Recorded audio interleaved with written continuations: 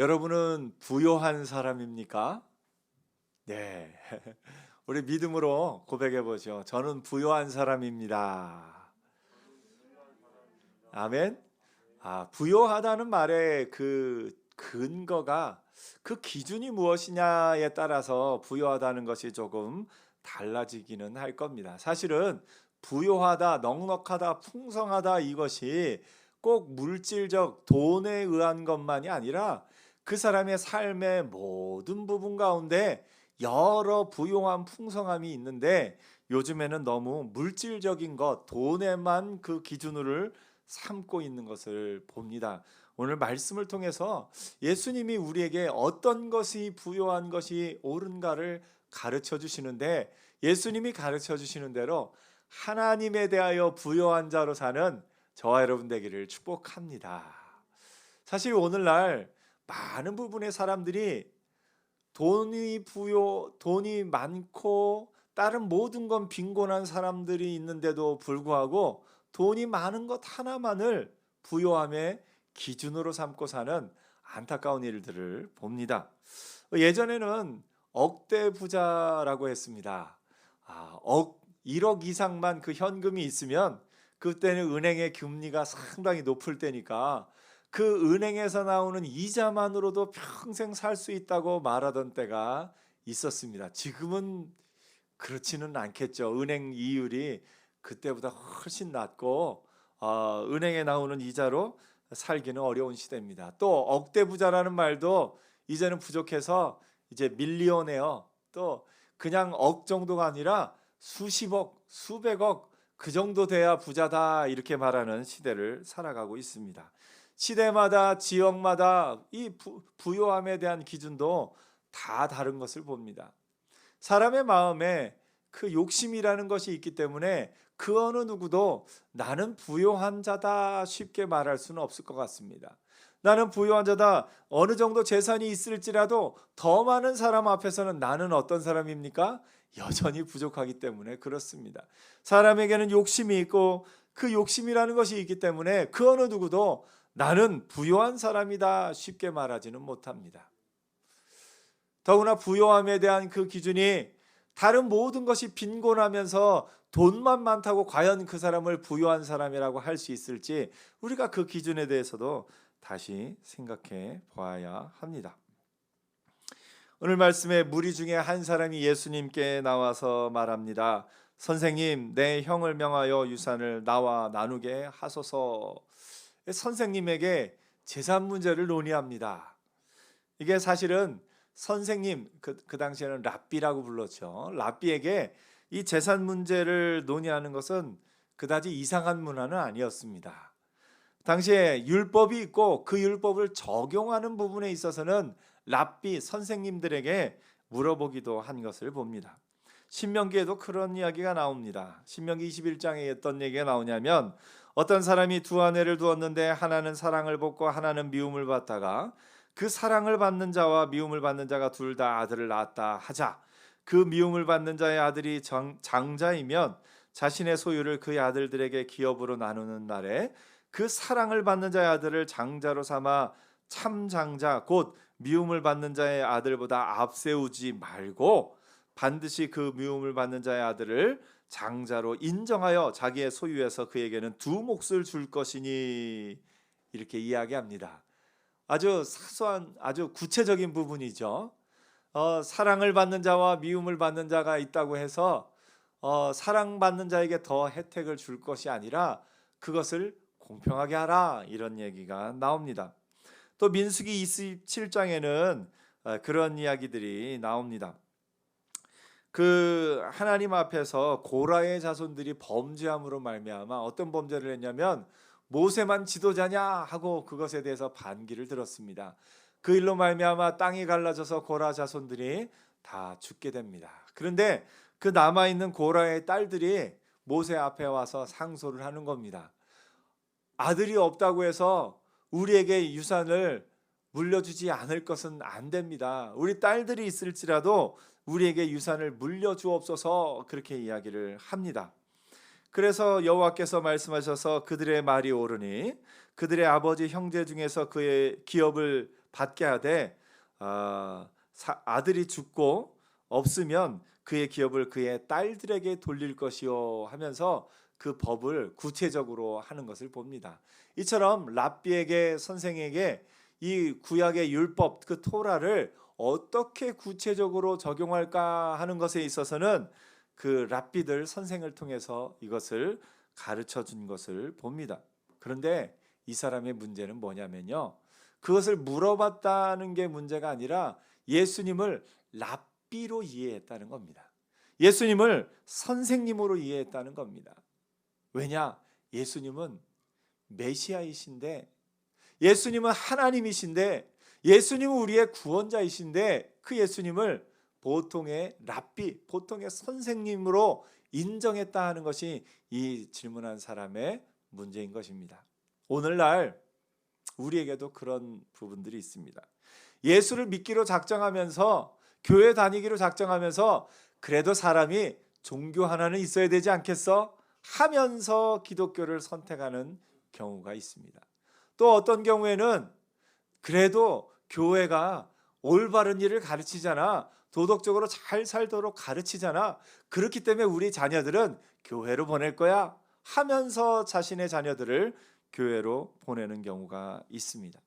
여러분, 예수님은 우리의 윤리적인 도덕적인 어떤 스승이거나 우리에게 유익한 어떤 것을 주는 분위기에 앞서 예수님은 하나님이십니다.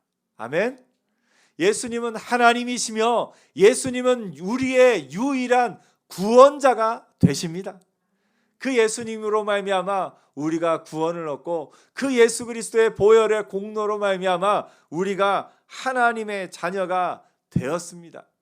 오늘 우리가 분명히 전해야 될 사실은 우리의 믿음이 결코 도덕적이거나 윤리적이거나 또는 어떤 다른 종교들 가운데 있는 그 하나가 아니라 구원의 유일한 길이요, 하나님이 이 땅에 허락하신 유일한 메시아이심을, 그리스도이심을 우리가 분명히 알고 믿고 선포하는 은혜가 있기를 축복합니다.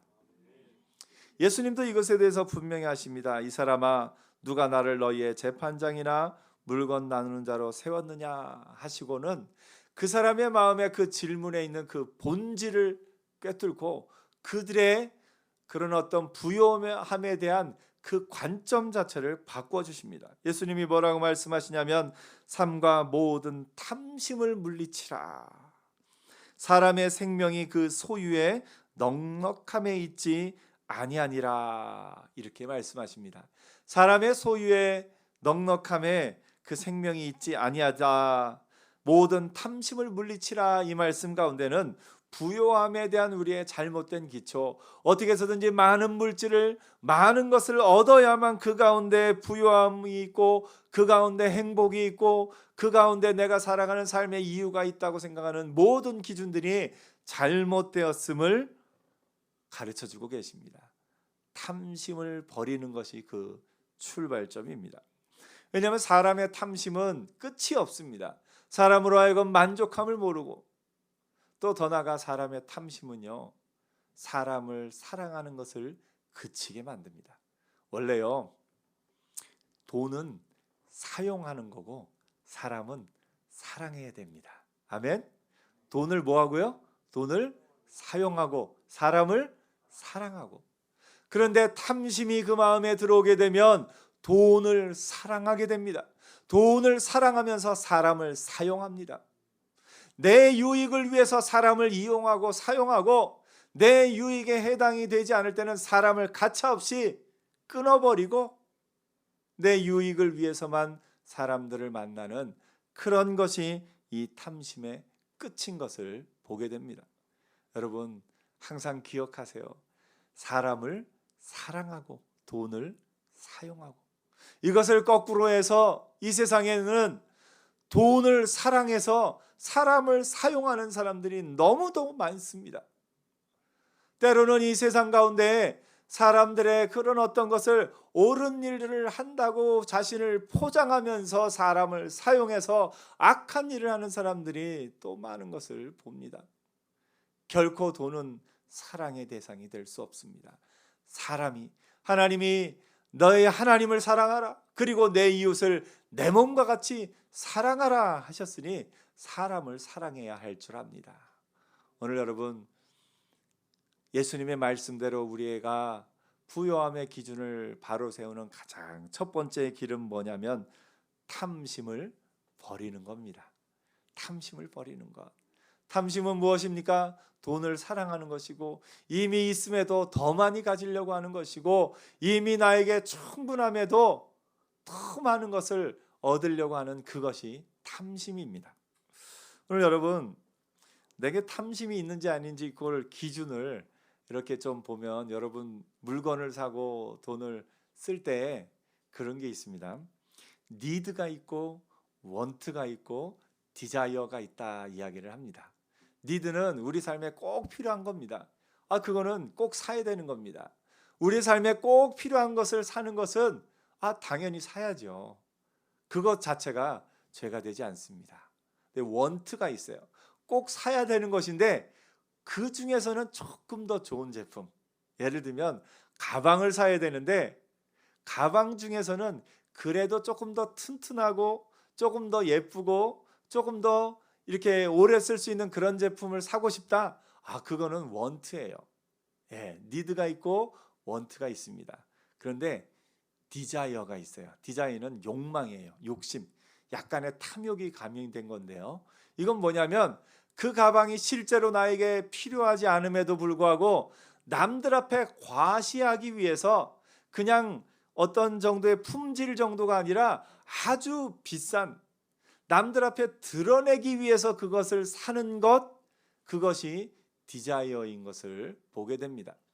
우리가 내 마음에 탐욕으로 물들었는지 그렇지 않았는지를 이렇게 보면은 내가 사고자 하는, 내가 원하는 그 물건이 나에게 꼭 필요한 것인가 필요하지 않은 것인가를 첫째 보고, 필요한 것이면 그걸 사려는 내 마음은 아직 건강합니다.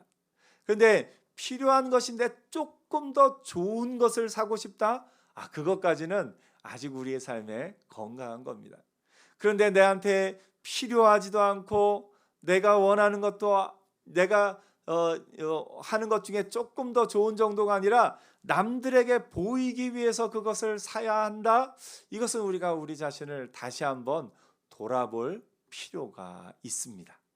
오늘 여러분, 그 가운데서 믿음의 사람으로서 나 자신을, 내가 혹시 그 탐욕에 물들어 있지 않은지.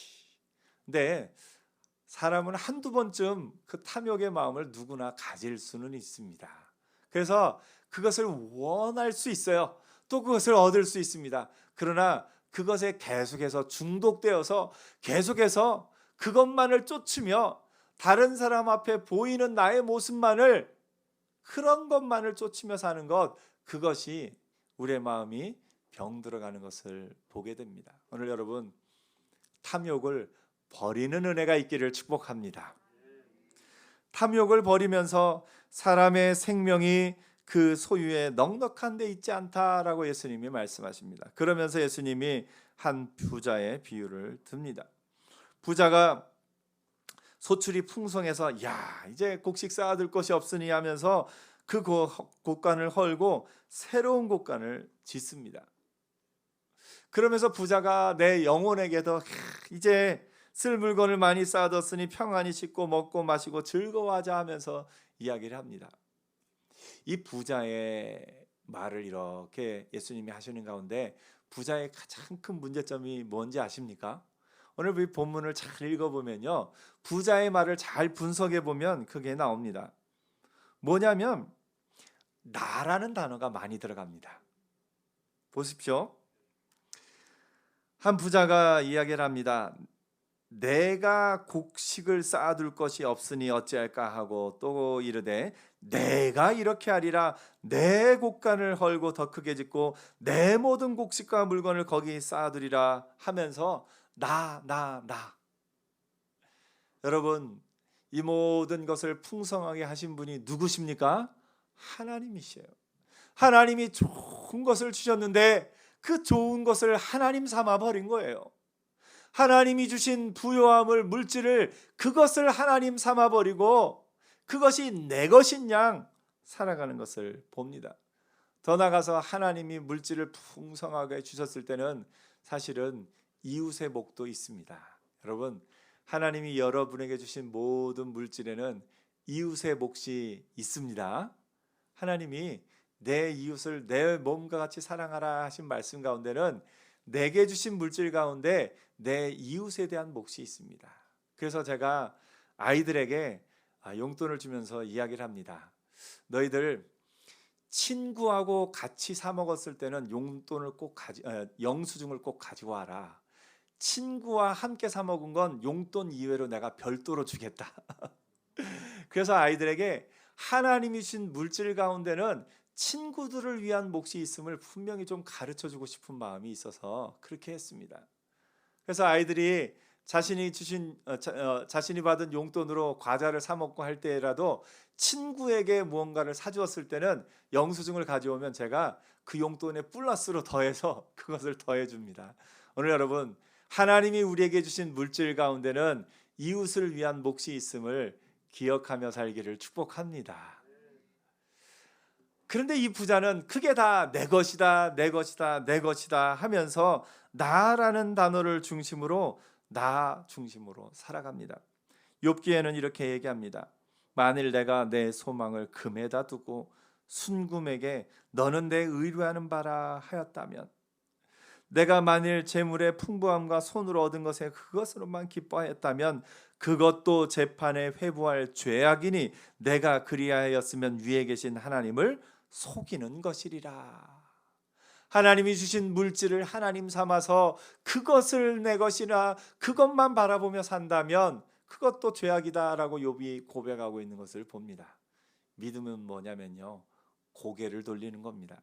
하나님이 우리에게 주신 물질이 좋은 것이 이렇게 쌓여 있을 때 그것을 하나님 삼아서 그것을 바라보고 이야, 이것이 좋다, 이것이 좋다, 그것을 바라보고 있는 것에서 고개를 싹 돌려서 다시 하나님을 바라보는 것, 그것이 믿음입니다. 오늘 여러분, 하나님이 여러분에게 주신 좋은 것, 그것이 무엇이건 그 좋은 것을 바라보는 것에서 고개를 돌려서 하나님을 바라보는 은혜가 있기를 축복합니다. 믿음은 고개 돌리기입니다. 좋은 것을 주셨을 때 그 좋은 것을 주목할 것이 아니라, 그 좋은 것을 하나님 삼을 것이 아니라 고개를 돌려 하나님을 여전히 바라보는 하나님의 사람들 되기를 축복합니다. 우리 교회도 그렇습니다. 교회도 하나님이 주셨을 때 이 모든 것이 하나님의 것임을 고백하며 하나님의 뜻대로 흘려보내며 하나님의 뜻대로 사는 것, 그것이 교회입니다. 오늘 여러분, 제가 이 서울광염교회에서 오래 사역하면서 배운 재정 원칙들이 있습니다. 그 재정 원칙 가운데는 가장 중요한 것이 교회 재정을 투명하게, 그래서 지금 개척하고 지금까지 교회 재정을 제가 영수증이나 모든 걸 하나도 빠짐없이 다 모아놨습니다. 이제 감사를 이제 머지않아 받게 될 텐데요. 1년이 넘어가고 하면은 또 연말에 또 감사를 받게 될 텐데, 그 원 단위 하나까지 지금까지는 1원 하나까지 그 잔고와 영수증과 모든 금액이 딱 맞습니다. 제가 이제 한 주 이렇게 영수증을 기록하다가 어떤 때는 90원이 틀려서 한 몇십 분 동안 그 90원이 어디 있는지 찾으려고 한참을 영수증을 뒤적인 적도 있습니다. 알고 봤더니 그 금액의 끝 단위가 990원으로 끝나는데 제가 기록을 900원으로 하는 바람에 90원의 착오가 나더라고요. 그거를 다 맞춰서 지금 당장 감사를 받아도 모든 것이 기록이 돼 있고 모든 것이 그 항목과 또 영수증 금액과 그런 것이 맞게 이렇게 기록이 되어 있습니다. 이거 참 하나님의 은혜 안에서 제가 배운 것 그대로 지금 하고 있는 부분 가운데 하나입니다. 또 하나 배운 것은 잔고 100만 원의 은혜입니다. 잔고 100만 원은 뭐냐면 모든 하나님이 주신 물질을 교회는 파이프가 되는 겁니다. 흘려보내는 겁니다. 교회는 물질이 쌓이는 곳이 아니라 하나님의 뜻대로 그 물질이 흘러가는 곳이 교회인 줄 믿습니다. 그 예수님이 교회를 가이사랴 빌립보에 교회 설립 선언을 하시는데요. 그 가이사랴 빌립보 지역이 어떤 지역이냐면 헐몬산에 그 만년설이 녹아내리면서 물이 흘러서 요단강으로 흘러가는 요단강의 수원지입니다.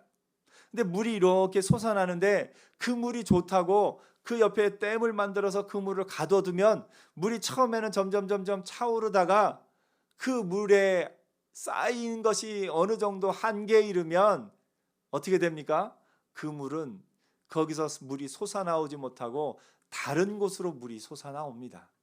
아무리 좋다고 해도 그것을 쌓아두는 것이 아니라 그 물은 흘러가야 새로운 물이 흘러오는 것을 봅니다. 그래서 교회는 100만 원 통장 잔고를 남기고 그 나머지는 하나님의 뜻대로 최대한 쓰기 위해서 노력을 합니다. 어떠면 그럴 수 있습니다. 교회가 앞으로 나가야 될 것들이 많으니까 돈을 좀 쌓아두어서 그거를 집행하는 것이 더 지혜롭지 않겠느냐고. 아니요.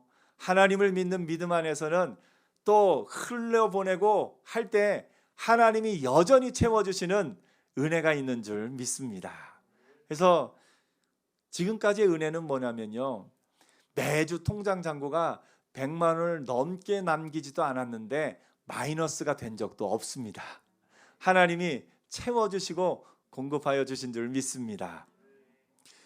지난 개척한 후에 지난해 5월 30일부터 지금까지 구제비와 전도비와 인재양성비를 얼마나 썼는지 그걸 한번 통계를 이렇게 내봤습니다. 그랬더니 구제비로 쓴 금액이 얼마냐면 965만 8,840원입니다.